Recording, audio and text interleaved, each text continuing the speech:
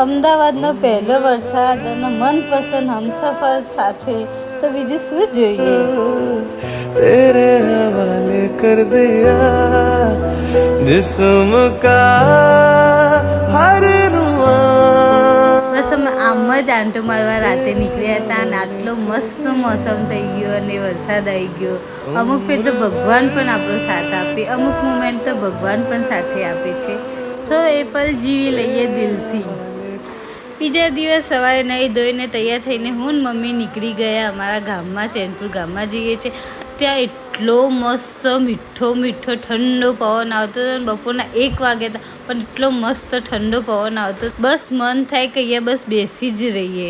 પણ આરવને સ્કૂલે લેવા જવાનું હતું તો ફટાફટ અહીંયાથી નીકળી ગયા આરવની સ્કૂલે અને મમ્મી ફટાફટ ઉતરીને આરવને લેવા નીકળી ગયા અને જેવો આવે એના ખજાનામાંથી એને બિસ્કિટ કાઢીને ખાવા માંડ્યો। સ્કૂલમાં